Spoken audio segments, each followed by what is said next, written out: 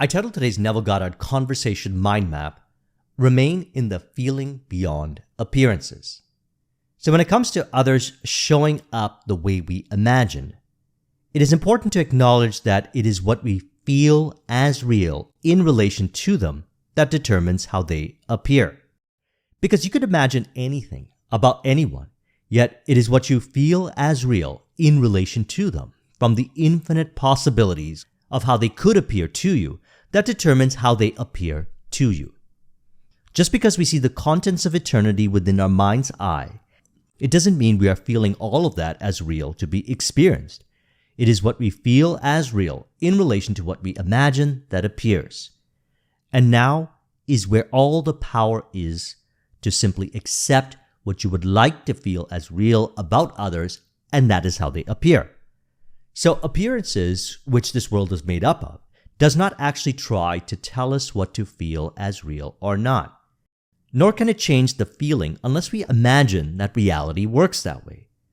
So it is what you personally feel as real in relation to what appears that determines what appears. Neville says, "We claimed that the world was a manifestation of consciousness, that the individual's environment, circumstances, and conditions of life were only the outpicturing of the particular state of consciousness in which the individual abides. Therefore, the individual sees whatever he is by virtue of the state of consciousness from which he views the world. Any attempt to change the outer world before he changes the inner structure of his mind is to labor in vain. Everything happens by order." And so this is how the power is called upon. We may think we need to physically do this or say that to convince them, when in actuality all things happen naturally, which can appear as doing this or saying that if applicable, yet not from a state of convincing or forcefully trying, as everything happens naturally and automatically done for us by the unseen. So thus, all this neediness to do this or that unnecessarily could be a result of not understanding the cause of it all, which is within, as he says here. "Not my will, but thine be done." Luke 22:42. "O my Father, if this cup may not pass away from me, except I drink it, thy will be done." Matthew 26:42. "Nevertheless, not what I will, but what thou wilt." Mark 14:36. This resignation is not one of blind realization that I can of myself do nothing. The Father within me, he doeth the work. So it's all done for humanity beyond needing to do this or that when it comes to relating with others. We simply remain in the ideal feeling of it being true. Now today I'd like to discuss one simple, practical way that I remain in the feeling of the wish fulfilled when it comes to relating with others. It is simply to not feel as real in relation to what shows up in imaginal activity that is not true to the feeling of the wish fulfilled. So simply be aware of what is being imagined in relation to what shows up with respect to others. And more specifically, what you feel as real in imagination. And how do you know what is being felt as real? For example, when we think of a person or when we're in their presence, we may be imagining them to be a certain way and feeling that imaginal activity as real based on what they say, do, don't say, or don't do. If what we're imagining in relation to them is not true to the feeling of the wish fulfilled, we don't identify, another way of saying feeling as real, with the imaginal activity by which we remain in the feeling of the wish fulfilled. So right before identification with the imaginal activity, we are aware of what we are about to identify with based on how we feel. From there, we can choose to activate another state or let it be, thus remaining in the feeling of the wish fulfilled.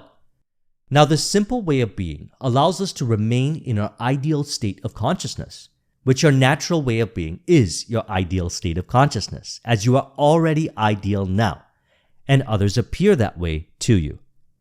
At any moment, you have the ability to choose what state you occupy by what you identify with in relation to what appears. and you know what you're about to identify with based on how you feel.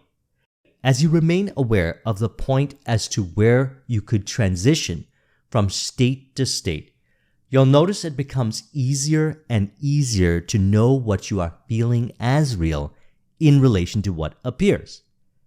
We're instructed in the Bible to not allow ourselves to be thrown out of the feeling of the wish fulfilled by what we imagine as real in relation to the world, as stated in Romans 12:2. Do not conform to the pattern of this world, but be transformed by the renewing of your mind. Then you will be able to test and approve what God's will is, His good, pleasing, and perfect will. So we feel beyond the patterns of the world and acknowledge it is the same feeling in others, regardless of appearances. You are already ideal now, and thus they show up being ideal now. So there's no need to judge by appearances. This allows us to remain in the feeling of our ideal state of consciousness to prove God's perfect will, as a result of not judging by appearances, as that would be imaginal activity, which, if identified with, could change the inner feeling state. And so we let the appearances be, and we remain in the feeling of the wish fulfilled in relation to them. Thus, the feeling can't be changed by appearances if one doesn't judge by appearances, as stated in John 7:24.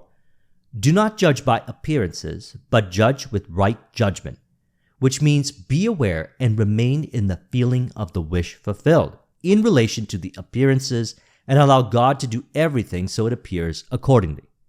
So essentially, we stop judging by appearances and we remain in the feeling and they appear changed.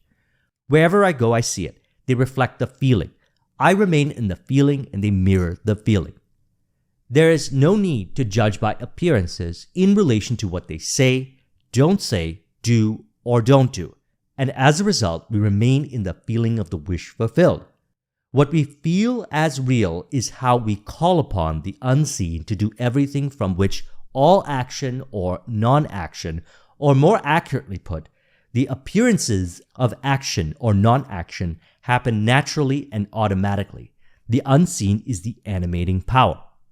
So it helps us to not unnecessarily think feelingly in a not so ideal way about them prior, during, or after interactions with them. Rather, simply remain in the feeling, which is a form of prayer, and allow everything to happen naturally from there. I only choose to remain in the feeling when it comes to relating with others, and they appear that way.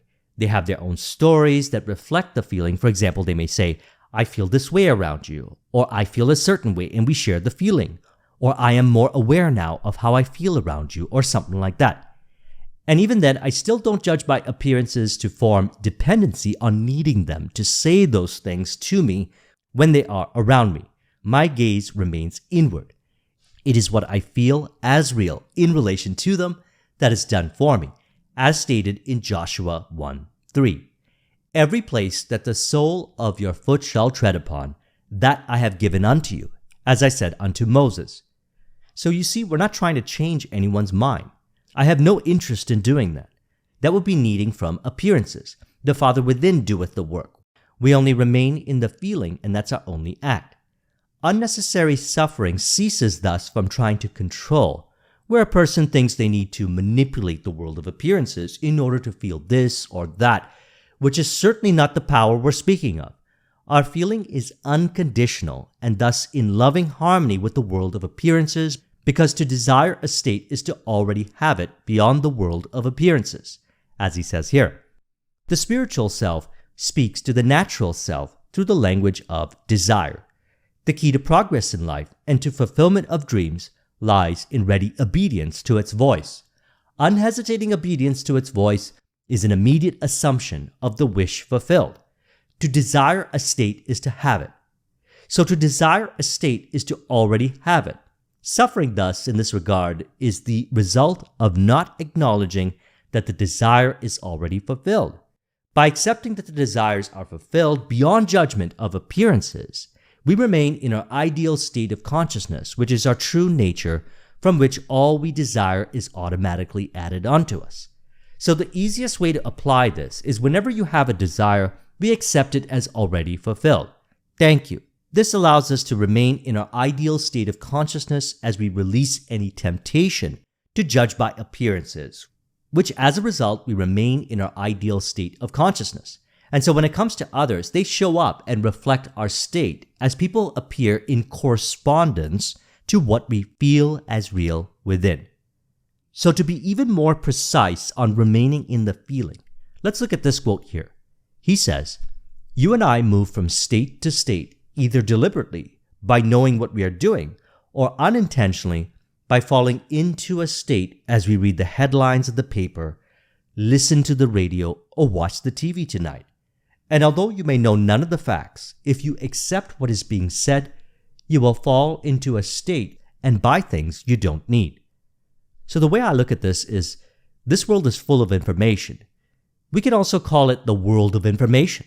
This information has no effect on how a person feels unless they imagine something as real in relation to it.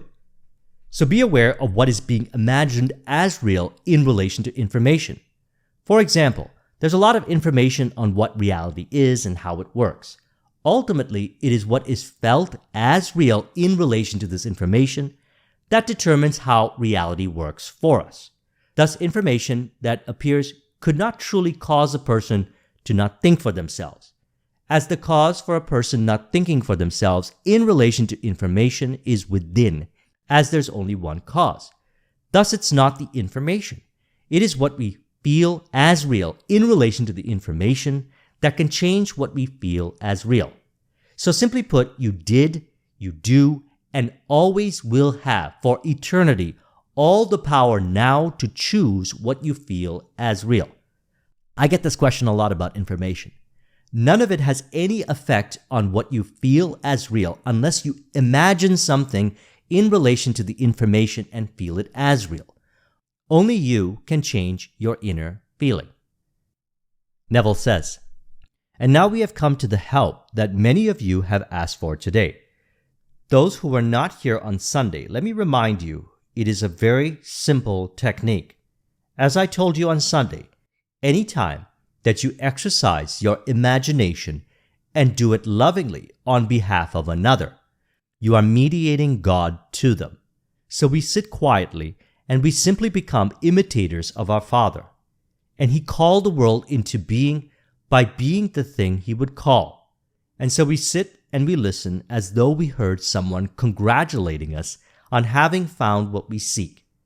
So we go to the end of the matter and we listen just as though we heard, and we look as though we saw, and we try in this manner to feel ourselves right into the situation of our answered prayer." So I trust you found this video to be helpful. Let's go ahead and conclude this with an auto-suggestion to further encourage. You could say, "I'm aware of what I feel as real. Others show up to reflect what I feel as real. It is easy for me to be aware of what I feel as real. I acknowledge that the world corresponds to what I feel as real. I realize that the inner feeling of love is my reality. I am thus able to easily observe appearances from this feeling and remain this way as others show up to reflect this inner feeling." If you would like a copy of this mind map, the link is in the description. Thank you very much for watching. I'll talk with you soon. Take care.